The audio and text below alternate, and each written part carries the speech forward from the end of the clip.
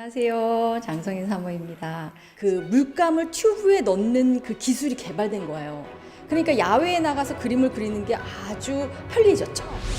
아침에 볼 때와 새벽에 볼 때와 또 봄, 여름, 가을, 겨울 볼 때의 이 수련 연못의 모습들이 완전히 달랐던 것이죠. 당시 아마 아이들이 어릴 때 여장을 하고 아들을 키우며 건강하게 자란다 이런 좀 속설이 있었나 봐요. 그의 작품을 보면 그가 얼마나 한평생을 그림을 그리면서 또 그림을 사랑하면서 살았는지를 알 수 있습니다. 굉장히 매력적으로 느껴지는 화가의 작품입니다. 오늘 마지막으로 보실 작품은 베르트 모르조의 요람이라는 작품입니다. 베르트 모르조는 여성입니다. 메리 카색과 더불어 인상파를 대표하는 여류 화가입니다. 1회 인상파 작품전부터 함께했던 인상파의 핵심 멤버이기도 해요. 근데 베르트 모르조의 가문은 굉장히 부유했고 또 당시 예술 쪽으로 굉장히 이렇게 부모님으로부터 지원을 받았던 것 같아요. 왜냐하면 모리조의 증조 할아버지가 로코코를 대표하는 화가 프라고나르이기 때문입니다. 그래서 아마 그 유전적인 영향을 받았던 것 같습니다. 그래서 당시 딸한테는 그렇게 교육을 그렇게 많이 시키지 않았는데 모리조의 부모는 그의 언니와 모리조에게 미술 교육을 제대로 시켰습니다. 그런데 우리는 베르트 모리조를 에두아드 마레, 이제 풀바디의 점심, 올랭피아 이런 걸 그린 화가의 뮤즈라고 더 많이 알고 있습니다. 얼마 전에 영화도 있었는데요. 근데 마네의 모델로만 활동했던 것이 아니라 그와 예술적인 교류를 하며 서로 영향을 주고받았던 아주 훌륭한 화가입니다. 그래서 마네는 사실 인상파를 별로 좋아하지 않았는데 이 모리조의 소개로 모네와 르누아르와 교류를 하며 인상파의 대선배라고 불리워지기도 합니다. 그리고 나중에 그 마네의 막내 동생 외젠 마네와 결혼을 하게 됩니다. 여기서 이 외젠 마네는 내가 볼 때 현대 여성의 워너비 남편입니다. 왜냐하면 아내가 한평생 미술을 할 수 있게 외조를 정말 잘했던 남편입니다. 그래서 모리조는 그 결혼과 동시에 그만둔 것이 아니라 계속해서 작품 활동을 이어가게 됩니다. 이 작품을 보시면 1회 인상파 작품 전에 출품했던 작품 중에 하나입니다. 이 모델은 베르트 모리조의 언니 에드마와 그리고 6개월 된 조카입니다. 이 언니도 굉장히 촉망받던 여류 화가였다고 해요. 그런데 결혼과 동시에 이제 미술은 접고 이제 가정생활에 충실하게 됩니다. 그런데 베르트 모리조의 아주 좋은 모델이기도 했고 또 좋은 자이기도 했습니다.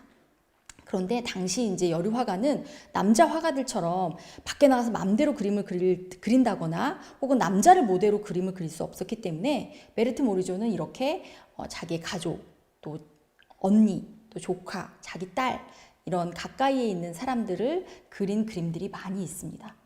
보시면 남성 화가하고 좀 다른 특징이 있습니다. 굉장히 섬세한 시선이 있고 그리고 은은한 색채감이 있습니다. 그렇죠? 굉장히 따뜻한 사랑의 눈으로 언니와 조카를 바라보고 있다는 것을 알 수 있습니다. 이렇게 대각선으로 지금 휘장이 있죠.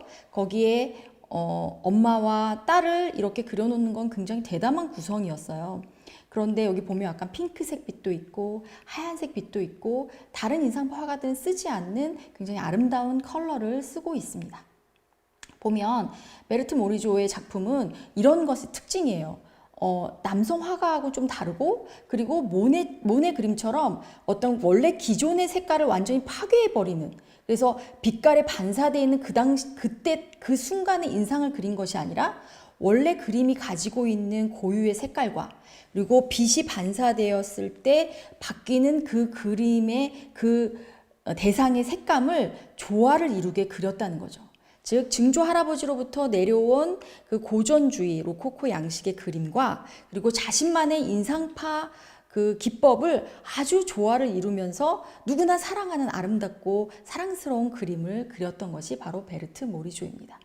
그런데 베르트 모리조는 우리가 사실 잊혀졌던 화가예요. 사후에 우리는 베르트 모리조를 그냥 마네의 어떤 뮤즈, 모델 이렇게만 알려져 있었습니다. 근데 최근에 그의 작품이 재조명되고 인상파 화가의 숨은 꽃이었고 정말 핵심 멤버였다는 것이 밝혀졌습니다.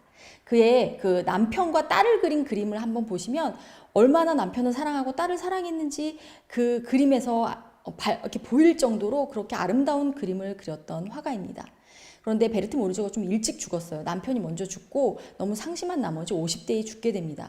근데 베르트 모리조가 굉장히 인상파 화가들과 정말 절친으로 이렇게 교류를 했어요. 그래서 자신이 죽어가면서 특히 친했던 르누아르에게 자신의 딸 줄리의 후원자가 되기를, 후견인이 되기를 부탁을 합니다.